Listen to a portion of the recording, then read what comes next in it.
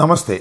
ఆంధ్రప్రదేశ్ పోలీసులు చాలా విచిత్రంగా ప్రవర్తిస్తున్నారు. విచిత్రం అనటం కంటే తెలుగుదేశం ప్రభుత్వం యొక్క జేబు సంస్థలాగా పనిచేస్తున్నారని చెప్పడం సమంజసంగా ఉంటుంది.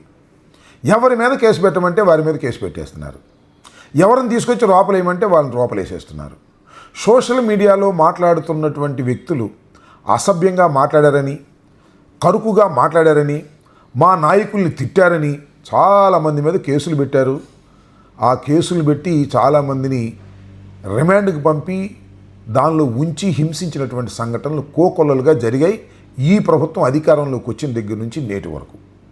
చివరికి ఏ స్థాయికి వెళ్ళిపోయారంటే చిన్న చిన్న నాయకులు, మండల స్థాయిలో ఉండే నాయకులు, నియోజకవర్గంలో ఉండే నాయకులు, వారు కూడా ప్రభుత్వ వ్యతిరేకంగా మాట్లాడితే వారిని తీసుకొచ్చి కేసులు పెట్టి లోపలేసి హింసించి ప్రభుత్వానికి వ్యతిరేకంగా మాట్లాడొద్దు అనేటువంటి సందేశాలు ఇచ్చే కార్యక్రమం సాక్షాత్తు పోలీసులు చేస్తున్నారు.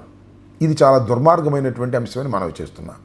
ఈ స్వతంత్ర భారతదేశంలో ఖచ్చితంగా ప్రభుత్వాలను విమర్శించే హక్కు, ప్రభుత్వం మీద వ్యతిరేకంగా మాట్లాడే హక్కు ప్రతి పౌరుడికి ఉంటుంది. దానికి కొంత లాజికల్గా విమర్శ చేయాలి తప్ప అడ్డగోలుగా విమర్శ చేస్తే తప్పు. కానీ ఇక్కడ జరుగుతున్న అంశాలు ఏంటో చాలా విచిత్రంగా ఉన్నాయి. ఏదంటే ప్రభుత్వం సరిగా పనిచేయటం లేదు, ఈ ప్రభుత్వం సూపర్ సిక్స్ ఇవ్వటం లేదు, ఈ ప్రభుత్వం అమ్మ ఒడి ఇవ్వటం లేదు, లేదా తల్లికి వందనం ఇవ్వటం లేదు, రైతు భరోసా ఇవ్వటం లేదు, ఏ కార్యక్రమాలు సక్రమంగా చేయటం లేదు, ఇది దుర్మార్గమైన ప్రభుత్వం అంటే వాళ్ళ మీద కూడా కేసు పెట్టి లోపలేస్తున్నారు. అందువల్ల ఈ మధ్యన కొత్తగా ఒక ట్రెండ్ బయలుదేరింది. ఎవరంటే ప్రభుత్వ వ్యతిరేకులు, వైఎస్ఆర్సీపీకి అనుకూలంగా ఉండేవారు ఏమంటారంటే అన్నీ వస్తున్నాయి బాబు, అన్నీ వచ్చేస్తున్నాయి, ఫ్రీ బస్సా, రోజు మా ఆవిడ వెళ్ళి ఫ్రీ బస్సులోనే తిరుగుతుంది అని చెప్తారు. అమ్మ ఒడి వస్తుందంటే అయ్యో తల్లికి వందనం, ఎంతమంది ఉంటే అంతమంది వచ్చేస్తూనే ఉన్నాయి. రైతు భరోసానా నిన్నే పడింది, అబ్బో బ్రహ్మాండంగా. మిర్చి ధర 42,000కి అమ్మాం, ఎంత అద్భుతంగా ఉంది. అసలు వ్యవసాయ ఉత్పత్తుల ధరలు అద్భుతంగా ఉన్నాయి. చంద్రబాబు నాయుడు గారి పరిపాలన అమోఘంగా ఉంది, అసలు చెప్పడానికే వీలు లేదు అని ఈ రకంగా మాట్లాడటం మొదలెట్టారు. అంటే వ్యంగ్యంగా విమర్శించేటటువంటి పద్ధతి అది కూడా తప్పైపోయింది. దాని మీద కూడా కేసులు పెట్టేస్తున్నారు.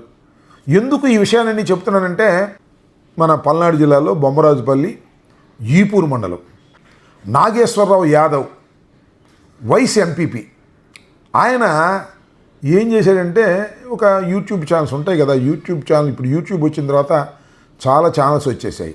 వెళ్ళి ఆ యూట్యూబ్ ఛానల్ ఆయన్ని కొన్ని ప్రశ్నలు అడిగింది. ఏమంటే ప్రభుత్వం ఎట్టా ఉందంటే ఆయన ఎంత వ్యంగ్యంగా మాట్లాడాడో, ఎంత చమత్కారంగా మాట్లాడాడో చూస్తే నేను అభినందించాను, చూస్తే మీరే అభినందిస్తారు, నేను అభినందించాను. ఒక్కసారి ఆ వీడియోని ఒకసారి చూడండి. ఏ విధంగా ఆ నాగేశ్వరరావు యాదవ్ చాలా నీట్గా వ్యంగ్యంగా మాట్లాడాడు. భారతదేశంలోనే లేదు అసలు. ఇప్పుడు కనీసం ఒక 80 పథకాలు ఇచ్చిండు, 80 పైన ఇచ్చిండు. జగనే ఇచ్చిండు 30 ఇచ్చింది. సూపర్ 6 కదా చెప్పింది. 6 కాకుండా 80 చేసిండు, అంటే ఇంకా 74 పెంచారు పథకాలు. ఆయన ఇచ్చిండు 30 పథకాలు జగన్మోహన్ రెడ్డి ఇచ్చింది, ఇతను 80 దాకా ఇచ్చాడు. ఫీజు ఇన్వెస్ట్మెంట్ పడిపోతుంది, రేపు సాయంత్రానికి పడిపోతుంది. అమౌంట్ పిల్లలు తీసుకోవట్లేదు. వైసీపీ వాళ్ళంతా కూడా ఏదో ర్యాలీ, ఏదో ఖాళీగా ఉండలేక ఊరక తిరగటం ఏమి లేదు. వాళ్ళు పని పరిపాలన నెంబర్ 1 మన భారతదేశంలో లేదు. మిరగాయలు కూడా 40,000 దాకా అమ్ముతాయి. ఎక్కడండి రైతులు అంతా మొత్తుకుంటున్నారు. అసలు అమ్ముకోవడం తెలియక ఆడిపోయే చంద్రబాబు గారి పేరు చెబితే 40,000 చెట్టు కాదు. నేను అమ్మా మొన్న 80 క్వింటాల దాకా 42,000 కాడికి. జనం కూడా ఇప్పుడు మాకు ఆటోలతో పని లేదు, ఫ్రీ బస్సులు రావడం, కాయలు కోసిపోవటం. అంతకుముందు 70 రూపాయలు ఛార్జీ పడేది, అది కూడా లేదు. డైరెక్ట్ చెలలోకి వస్తున్నాయి బస్సులు అంటే రోడ్డు మీద చాలా ఎడ తిరుగుతాయి, మిరప చెట్లు తక్కువ. అసలు బస్సులో ఉన్న చెలలోకి వస్తున్నట్టే చెప్తున్నారు. రోడ్డు మీదకి వస్తున్నాయి, రోడ్డు మీదకి వచ్చి దించి వెళ్ళిపోతారు. సాయంత్రం 5 ఎక్కించుకొని పోతారు. ఏంటంటే అసలు పథకాలు ఏం రావట్లేదంటే మీరేంటి కొంతమంది తెలియక అంటున్నారు. 80 సంగతి ఏంటంటారు? అది చెప్పాల్సిన పని ఉంది. 60,000 పడిగా 60,000 పడ్డాయి. జగనే ఇచ్చిన 13,000, అప్పుడు 2,000, అప్పుడు 2,000. ఇతను డైరెక్ట్ గా 60,000 కొట్టింది. చెప్పిందే 20,000, 60,000 ఎలా ఇస్తారండి రైతు భరోసా? రైతులు ఇబ్బంది పడుతున్నారని కొట్టాలి. రైతు ప్రభుత్వం కదా కూటమి అంటే, అందుకోసం 60,000 కొట్టారు. సెట్ అయిపోయింది. చంద్రబాబు నాయుడు గారు వచ్చిన తర్వాత 60 సంవత్సరాలు అతనే ఉంటాడు. 60 సంవత్సరాలు దగ్గర 80 సంవత్సరాలు 140 సంవత్సరాలేగా పెచ్చే బతుకుతుంది. బతకట్లేదు కదండి ఈ రోజుల్లో. ఆయన వరకు ఉంటుంది, ఆయన వరకు ఉంటుంది. ఎవరికైనా 100 లోపే కానీ అదేం లేదు. 60 సంవత్సరాలు ముఖ్యమంత్రి చేస్తారు. 60 సంవత్సరాలు మళ్ళా ఉంటాడు, ఆయనే ఉంటాడు. మేమే ఖాళీ 18 సంవత్సరాలు నిన్న వాళ్ళకి 1,500 అన్నారు కదా, దాని సంగతి ఏంటి? 1500 ఆయన 15,000 కాడికి అయితే 15,000 కాడికి ఎంతమంది పిల్లలు ఉంటే అంతమందికి ఇస్తాం. ఇప్పుడు కూడా కనమాట వాళ్ళకి కూడా వేయటానికి ఆడపిల్ల కంటే మళ్ళీ 15,000. ఇంకా జనం ఆ పని మీద పడ్డారు చెప్పారని. ఏ నలుగురు కన్నా 4, 10,000, 60,000 వస్తాయి.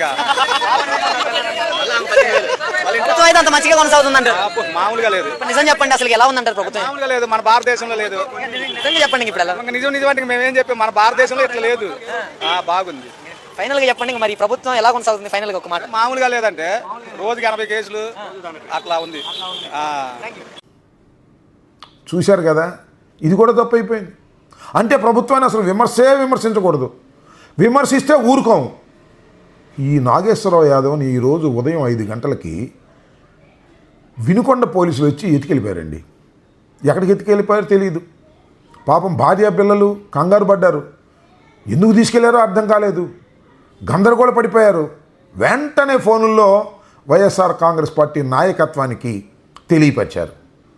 అదేవిధంగా బ్రహ్మనాయుడు గారికి తెలియపరిస్తే బ్రహ్మనాయుడు గారు సెంట్రల్ ఆఫీస్కి తెలియపరిచారు. సెంట్రల్ ఆఫీసుకు తెలియపరచగానే మా లీగల్ టీం ఉంది కదా, సుధాకర్ రెడ్డి గారి నాయకత్వంలో, మాధవి గారి నాయకత్వంలో, ఇద్దరు అడ్వకేట్స్ హైకోర్టులో, వీళ్ళ నాయకత్వంలో లీగల్ టీం చకచకా కదిలింది. హెబియస్ కార్పస్ పిటిషన్ కోర్టు తెరవంగానే వేశారు. హెబియస్ కార్పస్ పిటిషన్ వేయంగానే నోటీస్ టు ది పోలీస్ వెళ్ళిపోయింది. అయ్యా, ఈ నాగేశ్వరరావు యాదవ్ని మీరు పట్టుకున్నారా లేదా చెప్పండి అని. అయినా చెప్పకపోతే మా సుధాకర్ రెడ్డి గారు, మాధవి గారు ఇద్దరు కూడా హుటాహుటిన బయలుదేరి వినుకొండ వెళ్ళారు. వినుకొండ వెళ్ళంగానే వినుకొండ పోలీసులు కంగారు పడ్డారు. ఏ కేసు లేదు, అన్నందుకే తీసుకొచ్చాం, ఏ తెలుగుదేశం వారు చెబితేనో, అక్కడ లోకల్ ఎమ్మెల్యే చెబితేనో మేము తీసుకొచ్చాం, దీనికి సమాధానం కోర్టులో చెప్పుకోవాలి అని అప్పటికప్పుడు ఒక పిచ్చి కేసు రిజిస్టర్ చేసి 41 నోటీస్ ఇచ్చి పంపించారు. మా సుధాకర్ రెడ్డి గారు, మాధవి గారు ఇద్దరు వెళ్ళి నాగేశ్వరరావు యాదవ్ని విడిపించుకొని రావాల్సిన పరిస్థితి వచ్చింది. ఏమిటి అన్యాయం అంటున్నా, ఒక చిన్న మాట ఒక యూట్యూబ్లో విమర్శిస్తే వ్యంగ్యంగా అది పెద్ద నేరం అయిపోతుందా అని అడుగుతా ఉన్నా. అయితే మేము మాట్లాడే వ్యంగ్యాలకి అవి కూడా నేరం అయిపోతాయా? జగన్మోహన్ రెడ్డి గారు మాట్లాడే అవి కూడా నేరం అయిపోతాయా? సామాన్యుల్ని ఈ విధంగా ఇబ్బంది పెట్టాలనేటువంటి ప్రయత్నం మీరు చేస్తే ఇవాళ చూశారుగా, వినుకొండ పోలీస్ స్టేషన్ దగ్గరికి 100ల సంఖ్యలో వచ్చి నుంచున్నారు. హెరాస్మెంట్ భరించలేరు. దీనికి అంతా కారణం ఏంటంటే, ఈ రాష్ట్రానికి ముఖ్యమంత్రిగా ఉన్న నారా చంద్రబాబు నాయుడు గారు, ఆయన కుమారుడైన లోకేష్ గారు ఏం చేస్తున్నారు, పోలీసుల్ని వాళ్ళ జేబు సంస్థగా పెట్టుకున్నారు. ఇక్కడ హరీష్ కుమార్ గుప్తా గారు డీజీపీగా ఉన్నారు, అలాగే సర్వశ్రేష్ఠ త్రిపాఠి గారు డిఐజీగా ఉన్నారు, శ్రీనివాసరావు గారు పల్నాడు ఎస్పీగా ఉన్నారు. పాపం ఎస్పీలు ఏం చేస్తారులే, ఎస్పీలు కారణం ఏంటంటే వాళ్ళు లోయర్ లెవెల్లో facts they know very well. కానీ ఈ సర్వశ్రేష్ఠ త్రిపాఠి గారు, హరీష్ కుమార్ గుప్తా గారు హాట్ లైన్లో ఉంటారండి సీఎం ఆఫీస్తో. దేనికి? న్యాయబద్ధంగా లా అండ్ ఆర్డర్ కాపాడటానికి కాదు. ఎవరు జగన్మోహన్ రెడ్డి గారికి అనుకూలంగా ఉంటారో, ఎవరు ప్రభుత్వాన్ని విమర్శ చేస్తారో వాళ్ళందరి మీద కేసులు పెట్టేయడం, లోపలేసేయటం, ఈ కార్యక్రమం చేస్తున్నారు. గుర్తుపెట్టుకోండి, వాళ్ళు చెప్పిన పోలీసు యంత్రాంగం లోయర్ లెవెల్లో వాళ్ళు వింటే కోర్టుకు సమాధానం చెప్పుకోవలసి ఉంటుంది. కేవలం నాగేశ్వరరావు యాదవ్ అనే వ్యక్తి ఒక యూట్యూబ్ ఛానల్కి ఇచ్చిన ఇంటర్వ్యూని పురస్కరించుకొని మీరు తెల్లారుగట్టిన ఒక దొంగను ఎత్తుకుపోయినట్టు మీరు ఎత్తుకుపోయారే, మోస్ట్ డేంజరస్ థింగ్ ఇది. ఇది కొనసాగితే పోలీసు వ్యవస్థ మీద నమ్మకం పోతుంది. గుర్తుపెట్టుకోండి, ఉపయోగించండి మీ శక్తిని. ఎక్కడన్నా అన్యాయం జరుగుతున్నప్పుడు, అక్రమం జరుగుతున్నప్పుడు ఉపయోగించే పద్ధతిలో ఉండాలి తప్ప పొలిటికల్గా కంఠాలను నొక్కేయాలని మీరు అనుకుంటే నొక్కలేరు స్వామి. ఈ ప్రజాస్వామ్యంలో అది అంత సాధ్యపడేటువంటి అంశం కాదు.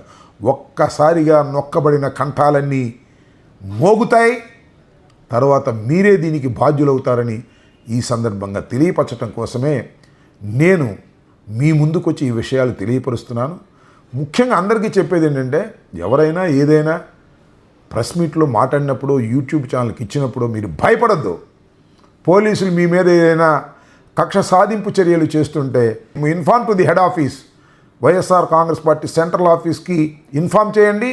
హుటాహుటిన లీగల్ టీం మీ ముందుకు వస్తుంది. ఎక్కడ పోలీస్ స్టేషన్ ఉంటుందో ఆ పక్కనే మన లీగల్ టీం కూడా ఎదురు చూస్తూ ఉంటుంది, సహాయాన్ని తక్షణమే అందిస్తుంది, మిమ్మల్ని లోపలేస్తే బయటకు తీసుకొస్తుంది. ఎప్పుడు మీ వెంటే YSR Congress party legal team ఉంటుందనే విషయాన్ని దయచేసి మర్చిపోవద్దని కూడా నేను అందరికీ చెప్పదలుచుకున్నాను. ధన్యవాదాలు. Stay aware, stay bold. Like, subscribe and follow at Ammati Rambabu Official for truth and clarity in today's politics.